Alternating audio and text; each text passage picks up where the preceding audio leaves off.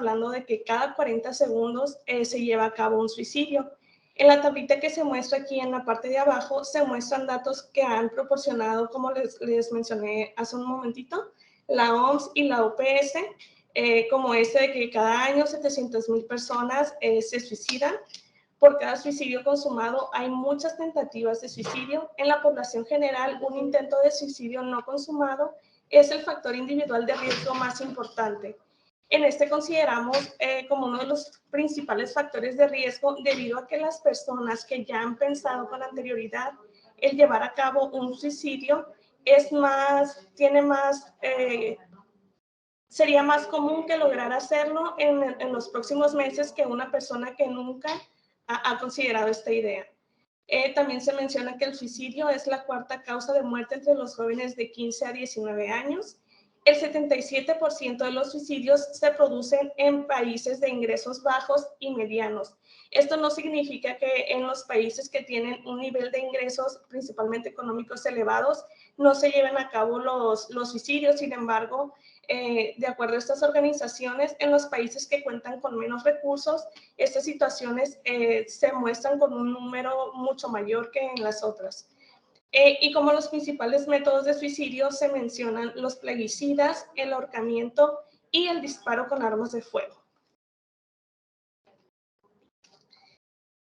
Cuando les hablo de factores de riesgo, son todas aquellas situaciones situaciones a las que las personas nos enfrentamos en nuestro día a día que pueden llevarnos a determinar esta situación de querer acabar con nuestra vida. Entre ellos, pues, encontramos los antecedentes de intento de suicidio, los antecedentes familiares de trastornos mentales o de consumo de sustancias, vivir en situaciones de violencia familiar, presentar cuadros de depresión u otros trastornos mentales, consumir drogas o alcohol, presentar cuestiones de vida estresantes. En estas podemos hablar, no sé, de la pérdida de algún empleo, la pérdida de algún familiar, entre otros muchos más.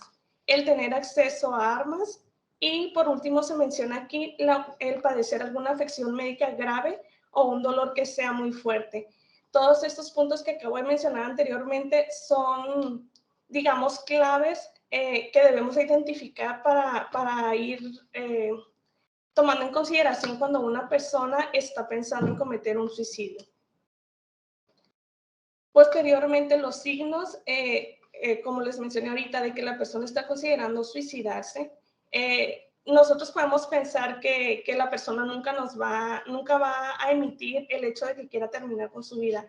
Pero estas organizaciones han mencionado que no, que en general todas las personas que han cometido un suicidio, antes de hacerlo habían expresado esta intención de hacerlo. Entonces, como signo o una señal muy importante que se debe considerar es que esta persona hable acerca, por ejemplo, de ser una carga para los demás, de sentirse vacío o desesperado, de no tener motivos para vivir, de sentir un fuerte dolor físico o emocional, como lo he mencionado anteriormente.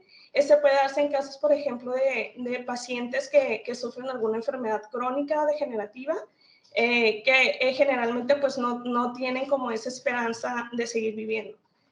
El hablar o pensar en la muerte con mucha frecuencia y el alejarse de familiares y amigos que podríamos pensar que son la principal red de apoyo. Entonces, estos puntos que acabo de mencionar son todos los que debemos de tomar en consideración para identificar a una persona que está en riesgo.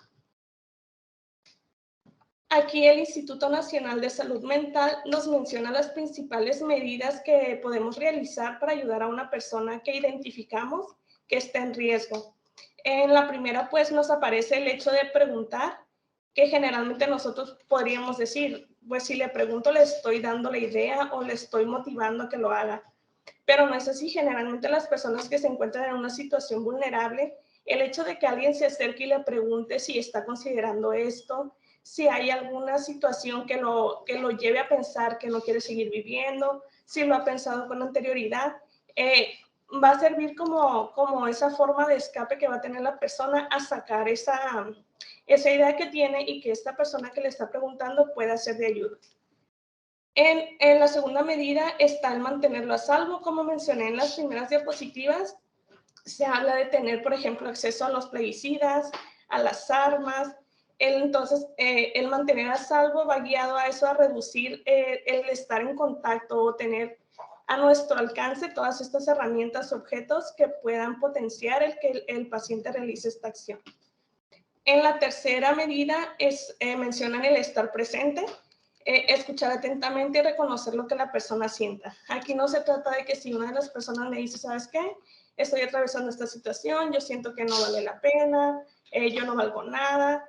Entonces, si yo hago comentarios del tipo, estás exagerando, eso no es tan importante, no es para tanto, simplemente voy a hacer que esa sensación en el paciente se incremente. Por eso se menciona aquí el estar presente, el ser empáticos, el ponernos un poquito en el lugar del paciente y entender el sentir que tiene esta persona. En el número 4 nos mencionan el ayudar a establecer una conexión. Aquí pues este instituto nos pone el número de la Red Nacional de Prevención del Suicidio y en general pues el 911, que creo que es el número que todos podemos tener acceso en situaciones de emergencia. En estos casos también es importante, por ejemplo, si hacemos como un plan de apoyo para esta persona, que siempre tengamos, por ejemplo, el contacto de alguien cercano a quien sepamos que podamos recurrir. Y como medida número 5 es el mantenernos comunicados, es decir, si hemos identificado a través de los factores de riesgo, de las señales de alarma, que esa persona puede estar pensando en el suicidio, el mantenernos comunicados va a ayudar a que el paciente sienta que hay alguien que está pendiente de él, que está preocupado por sus problemas y a quien puede acudir en caso de sentirse mal. Ahora, a través de la pandemia por COVID-19, estas mismas instituciones han mencionado un incremento de alrededor del 20% en la tasa de suicidios por el aumento de estas características que pongo aquí, que son el aumento de angustia, ansiedad, depresión, violencia, consumo y abuso de sustancias y sensaciones de pérdida.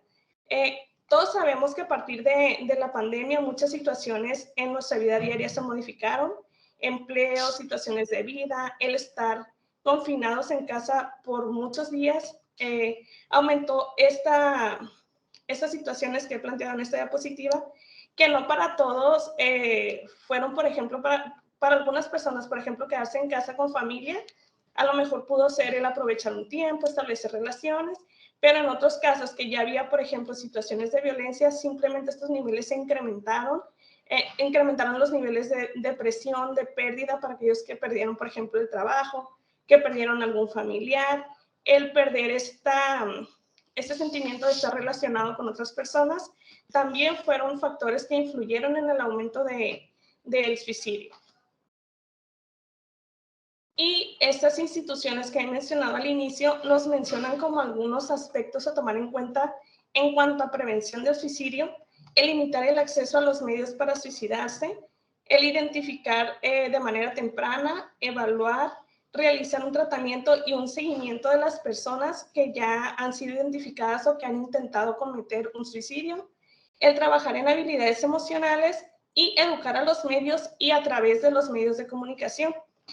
Aquí yo planteo el educar a los medios porque no se trata simplemente de dar información, sino que esa información sea información que esté validada, que llegue a todas las personas, es decir, no solo a los que tienen, por ejemplo, acceso a Internet, que se creen planes, no sé, otras estrategias para que esa información, si se trata de prevenir, llegue a más población. Y esto va aunado a lo que es la inversión en salud mental, que hasta el momento se ha comentado no ha sido suficiente, ya que los planes que están ya elaborados, por ejemplo, por la OMS, no han logrado los efectos que se tenían establecidos en un inicio. Por eso se propone más bien crear nuevas inversiones que apoyen tanto políticas, leyes, estrategias, planes, recursos financieros, información y recursos humanos. Y estas guiadas a lo mismo que mencionaba anteriormente, que tengan un alcance hacia toda la población y no solo a grupos específicos, o podrían enfocarse también en los que son más vulnerables o que tienen mucho más riesgo, pero la intención es que tanto la información como la ayuda e intervención llegue a lo que sería toda la población o a la mayoría de la población que se pudiera. Aquí en la última diapositiva les dejo yo algunas imágenes planteadas por esta institución acerca de lo que son los principales mitos y vienen en la parte de abajo las verdades, es decir, cómo refutar esta idea que generalmente la mayoría de personas podríamos pensar, y lo que es aquí abajito. A manera de introducción, esta ha sido la información por mi parte. Me gustaría conocer algunas opiniones o aportaciones por parte de ustedes acerca del suicidio y cómo desde su campo creen que pudieran establecer algún plan o de qué manera podrían intervenir en esta problemática.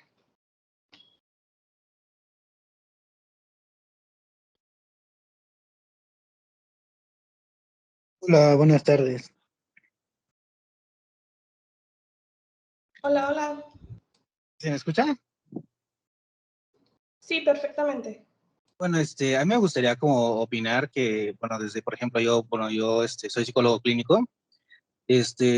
Bueno, primero, pues a lo mejor hacer una prueba, no sé, de ansiedad, no, digo, de ansiedad, depresión, a ver si están igual relacionadas, investigar como la parte social, familiar que puede llegar a tener este paciente. Los aspectos, bueno, ¿cómo se llaman? Como iniciales justamente, para saber edad, género, etcétera. Después, no sé si sale, por ejemplo, a lo mejor una parte de depresión alta o de que realmente tiene como estas ideas, a lo mejor sería incluso referir como a la parte psiquiátrica. Algunas de las terapias, por ejemplo, que se llegan a manejar son como diario de gratitud, en donde, pues bueno, se pueden poner como 5 o 10 aspectos de la persona, justamente como agradeciendo, ¿no? Algo y también como acercando a estas redes de apoyo para que pueda tener justamente pues a lo mejor la parte para que pueda hablar el paciente justamente, ¿no? Así es, de hecho me parece muy interesante tu aportación, debido a que cuando en una intervención clínica tomamos en consideración a un paciente, por ejemplo, que ha tenido ya esta anterioridad, eh, sí es muy importante lo que mencionas de generar el análisis funcional de un inicio, conocer qué hay detrás, qué situaciones precipitan que se realice esta situación, ¿no? Pero también es muy importante lo que has mencionado de las evaluaciones, que si bien no nos podemos basar solo en una, porque en algunas pruebas, por ejemplo, BDI o alguna que podamos aplicar, menciona ítems que si bien sí nos permiten evaluar, por ejemplo, esta ideación suicida, tenemos que complementar con otros datos, igual comprobarlos, simplemente no quedarnos con lo que una escala o una prueba nos diga, sino hacer, por ejemplo, una comprobación con familiares, con el paciente, si hay otros entornos, por ejemplo, una escuela, un trabajo, también ponerlo en consideración en el momento de lo que es la evaluación. Y lo que mencionabas de establecer, por ejemplo, estos acuerdos o estas estrategias, pues forma parte de también de elaborar este plan, no tanto en esos casos como un contrato conductual, sino simplemente un plan en donde el paciente, para empezar, no se sienta como invalidado, que sepa que está siendo apoyado y que no se sienta como que está obligado a hacer ciertas cosas, sino que sea en sí un plan en el que él sepa que hay ciertas actividades o estrategias que puede implementar para sobrellevar esta carga que en este momento está pasando. Igual lo que mencionaba hace un momento de tener esa red de apoyo, de tener esos contactos como de seguridad, podríamos decirlo así, con quienes poder acudir si se presenta esta situación. Igual cuando ya estás en el momento de la intervención, es importante siempre documentar la información que se está obteniendo del paciente. Con esto, pues, queda registro. No quiere decir que en el momento que estás con el paciente, elaborar ahí, estar escribiendo frente al paciente, pero sí que quede documentado todo desde tus objetivos, qué es lo que estás trabajando, qué resultados has tenido. Entonces, sí va mucho de la mano el trabajo de la psicología clínica en cuanto a la intervención con este tipo de situaciones. ¿Alguien más que quiera hacer alguna aportación? Sí, Mayra, adelante. Hola, buenas tardes a todos. Primero es una sugerencia nada más, antes de dar mi intervención. Sería padrísimo poder ver las caras de los demás. Estamos todos online. Eso ya implica una distancia. Y si aparte, no, cuando tenemos oportunidad de vernos, no nos vemos, pues está como un poco raro. Pero bueno, ahora sí que ya depende de cada quien y de la situación en la cual nos encontremos. Pero bueno, mi intervención va en este sentido. Yo trabajo en un hospital, estoy en un hospital y trabajo en el área de cirugía plástica y reconstructiva. La intervención que hizo el compañero de hace un ratito, que me antecedió, pues sí, es importante, pero hay que tener en cuenta que nosotros como psicólogos no atendemos urgencias. Las urgencias son de psiquiatría, uno. Dos, habría que ver en que normalmente cuando hay un suicida las personas están muy alteradas, ¿no? Entonces, pues si tenemos la oportunidad de poder hacer algo, pero creo que lo que inmediatamente tendríamos que hacer sería, pues, mandarlos referirlos a referirlos o apoyarlos a llegar a psiquiatría antes que nada. Creo que sería el primer auxilio que se tiene que dar a una persona con riesgo suicida. Aquí nosotros en el Hospital General de México recibimos pacientes a veces con escopetazos en la cara, ¿no? Que a veces llegan, por ejemplo, con toda este discurso de que estaban cazando o que se les disparó de repente, ¿no? Pero cuando ya escarbas un poquito más, te das cuenta que pues verdaderamente había una intención de por medio. Eh, Aquí también yo me dedico al área tanatológica y bueno, es un chorro lo que se podría hablar al respecto, pero a lo que también quería hablar con respecto a lo que estaba diciendo la maestra, es que hay un área que también es muy importante saber que está también muy afectada, la gente que está en tercera edad y mayores, ¿no? Es un área, es una zona, es un grupo etario que verdaderamente sufre muchísimo y es muy común en ver intentos suicidas en personas adultas mayores, pues por las mismas condiciones que esto implica a veces llegar a una edad en una sociedad que a veces no somos a veces muy empáticos con las personas adultas mayores.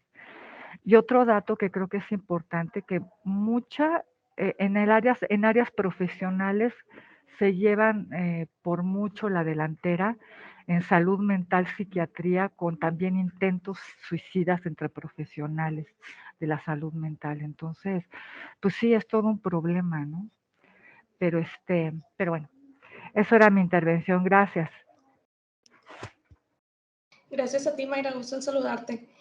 Con respecto a lo que menciona Mayra, no sé si alguno en el lugar en donde se encuentre tenga conocimiento acerca de programas que se implementen hacia esta problemática o simplemente por los casos a los que tienen cercanía, pero no de, por ejemplo, instituciones o algún plan político que se establezca en sus lugares para poder trabajar esto. María Fernanda, adelante.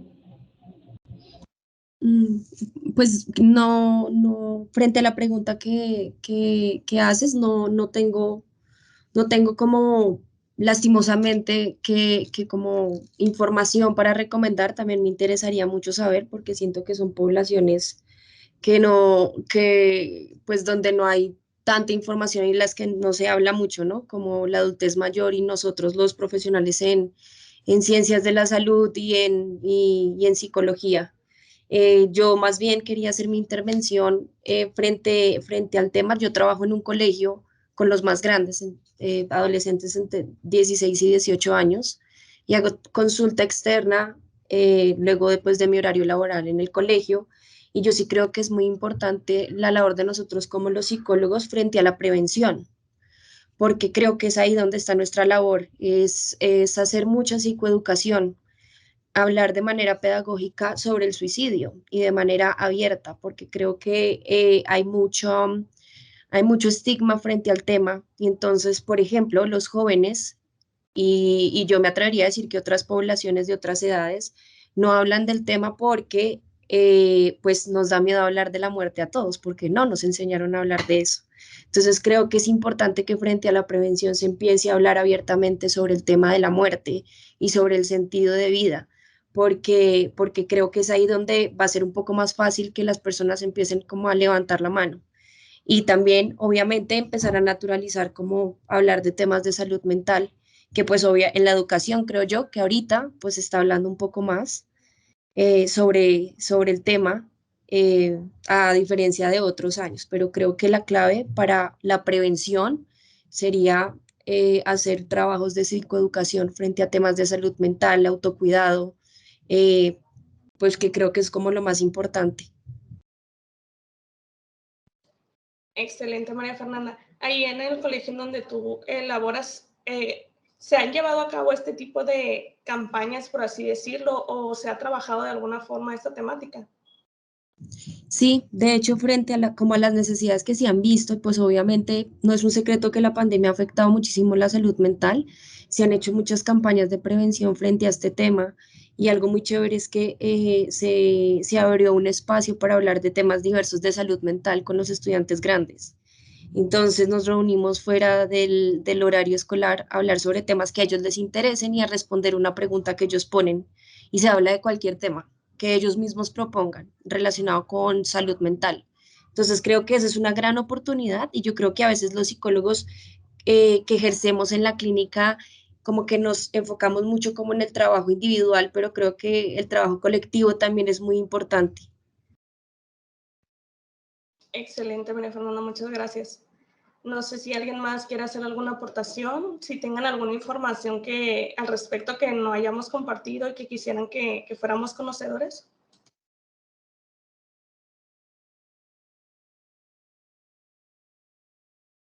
Buenas tardes, mi nombre es Jairo García.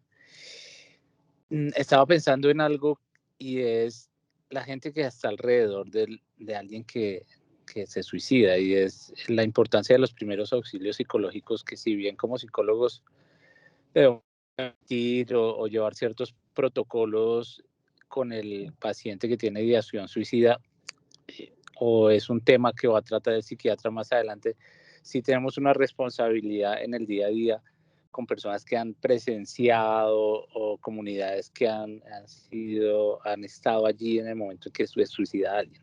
Entonces, no dejar pasar el tema de primeros auxilios psicológicos, en donde no hay momento ni para una remisión ni para un protocolo estatal o de ese tipo de cosas. Gracias. Muchas gracias, Jairo. Sí considero también que lo que mencionas es muy importante porque, pues, a fin de cuentas son quienes están cercanos, ¿no? a esta persona y que son quienes se van a enfrentar principalmente tanto a sobrellevar esta carga con el paciente como con ellos mismos, porque generalmente tienden a sentirse culpables, tienden a sentir que ellos interfieren de alguna manera en las decisiones que el paciente puede tomar. Y es verdad, generalmente cuando se presenta esta problemática, todo se centra en esa persona. Dejamos de lado a quienes los acompañan y no sabemos las situaciones por las que también están pasando. Y sí considero que es importante conocer lo que sería el plan de dar esos primeros auxilios a esas personas que se encuentran en esas situaciones. ¿Alguien más que quiera aportar algo? Sí, yo estoy ahorita aquí aquí también un poquito, sí, ahondando en lo que decía el compañero en cuanto a los primeros auxilios, a veces no se cuenta con un psiquiatra efectivamente, ¿no? En hospital pues tenemos psiquiatras, pero en ocasiones no pueden, este hospital a nivel nacional, ya América Latina es la que mayor plantilla de psicólogos tiene en España y México, todo. Entonces somos bastantes psicólogos, pero muy pocos psiquiatras. Y a veces sí tenemos que hacer intervención nosotros. Sin embargo, muy pocos, hay que decir eso, muy pocos de nosotros estamos capacitados en lo que es intervención en crisis. Y eso es importantísimo. Creo que sí tenemos que hacer esta preparación, porque a veces no sabemos cuándo nos va a poder tocar hasta en la privada, ¿no? En la consulta privada, o sea, esto es una realidad. Y así como dato, no recuerdo ahorita dónde leí, pero más del 60% de las personas que acuden a médico general con depresión, muchas de ellas concretan actos suicidas. Entonces, eso es importante porque, o sea, yo sí, la verdad, sí me pego mucho a lo que es el médico general porque a veces como que hace falta apoyo en esa área, pero sí, aquí en este hospital hemos recibido a partir de la pandemia mucha gente con intentos suicidas, sí, totalmente. Eso era todo, gracias. Gracias a ti, Mayra. Con respecto a esto que nos comentas, una vez que acuden aquí con ustedes, me dices que tú tienes cierta cercanía, ¿los remiten ahí mismo con ustedes o alguna otra institución? ¿O ahí mismos hacen intervención? Aquí en el Hospital General tenemos el área de salud mental que comprende psiquiatría y psicología. Y sí, pero como son solamente 6 psiquiatras para un hospital que es de especialidades y somos 20 y tantos psicólogos, entonces aquí lo que se hace es que cuando el psiquiatra no tiene ya capacidad para atender, se remite al Fray Bernardino Álvarez o alguno de otros psiquiátricos para poder atenderlo, porque de plano pues, sobrepasa la demanda, la verdad. Sí, justo por eso te preguntaba, porque en algunas lecturas, que también ahorita no recuerdo exactamente los sitios, hablan mucho de esto, que si bien hablamos sobre la prevención, de lo que es la intervención, de los centros médicos que deberían de tener esa capacidad que tú me mencionas, que aunque ahí contigo sí son muchos, pero pues la cantidad de personas que acuden es mucho más elevado, que sobrepasa la capacidad de los profesionales que se encuentran. Por eso es que remonté ahorita lo que decían acerca de las inversiones que deberían de hacerse justo a esto, porque, por ejemplo, ahí como mencionas tú, contigo hay cierta cantidad que aún siendo grande es insuficiente, pero podemos hablar de muchos, muchos lugares donde no se cuentan, por ejemplo, con estas áreas, no hay los profesionales que debería de haber para encargarse de dichas situaciones. Entonces aquí podrían entrar algunos otros profesionales que pudieran intervenir de alguna manera. Sin embargo, el problema, creo, desde mi punto de vista, aquí estoy hablando desde mi punto de vista personal, que se abordaría el problema como desde afuera, no se trabajaría en sí lo que es la problemática, simplemente ¿cómo decirlo? Se trabajaría para que el problema se radicara en el momento y no quedaría ahí el paciente. Entonces sí creo que faltaría mucho en inversión para empezar en estos planes de apoyo, contar con los profesionales adecuados y en el caso de que el sitio no contara con la disponibilidad, tener también, por ejemplo, no sé, una especie de catálogo, por así decirlo, un directorio, algo en donde pudiera remitirse y que nosotros como profesionales supiéramos a dónde poder derivar a esos pacientes, porque no todos, considero que no todos tenemos el acceso como que a tanta información, ni conocemos de tantos sitios a donde podamos dirigirlos. Entonces, sí, con esto que me mencionas, Mayra, creo que sí sería un factor importante el que al menos esta información también se haga llegar principalmente a los profesionales encargados de trabajar con esta problemática. ¿Alguien más que quiera aportar algo?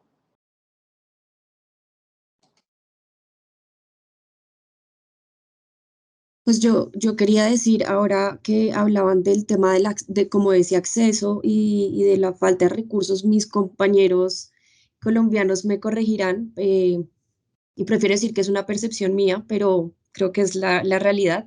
Aquí en Colombia también el acceso a servicios de salud mental es precario. ¿En qué sentido? En que, por ejemplo, para que uno pueda acceder a una cita de psicología o de psiquiatría, uno tiene que esperar un montón.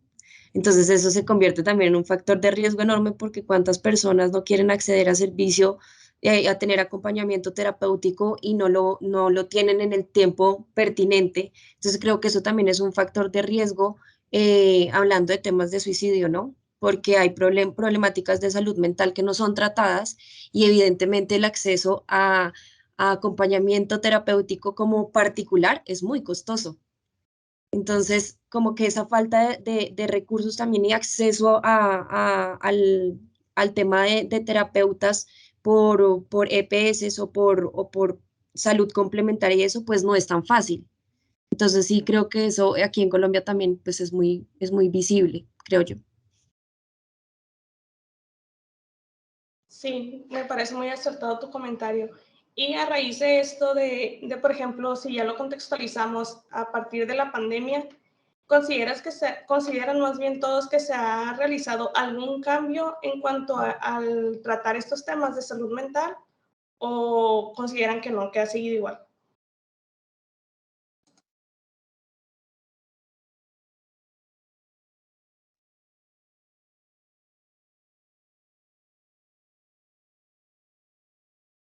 Pues yo creo que sí ha cambiado.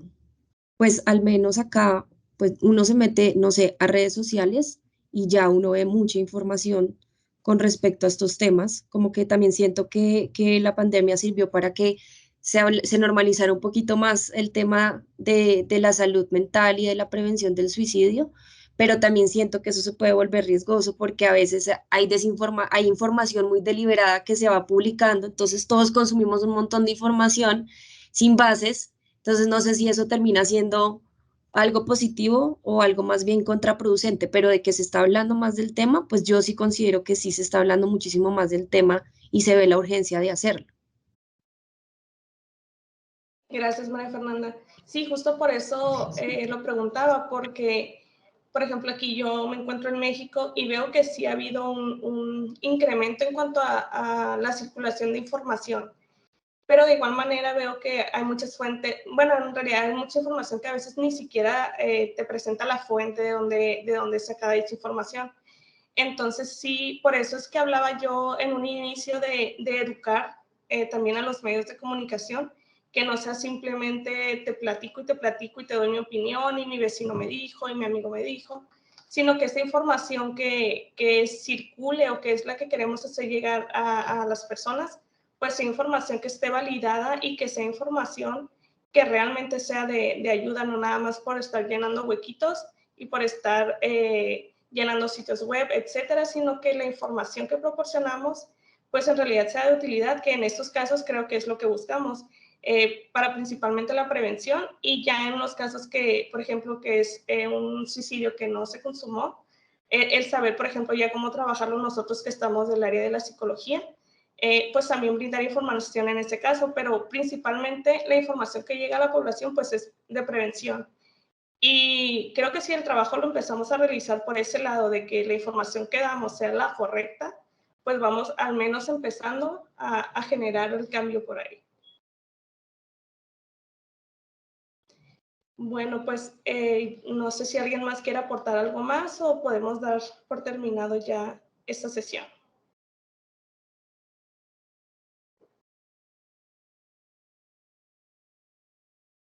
Muy bien, pues para mí fue un gusto poder compartir con ustedes. Me ha dado mucho gusto conocer sus opiniones y aportaciones con respecto al tema. Sabemos pues que hay mucho camino todavía que recorrer, que creo que prácticamente estamos en un inicio para trabajar lo que es todo lo referente al suicidio. Esperemos que nosotros como profesionales podamos tener algún acercamiento y podamos trabajar de una mejor manera en cuanto a esta problemática. Pues de nueva cuenta agradecerles que estuvieran con nosotros el día de hoy y esperando vernos próximamente en otra sesión con algún otro tema de interés.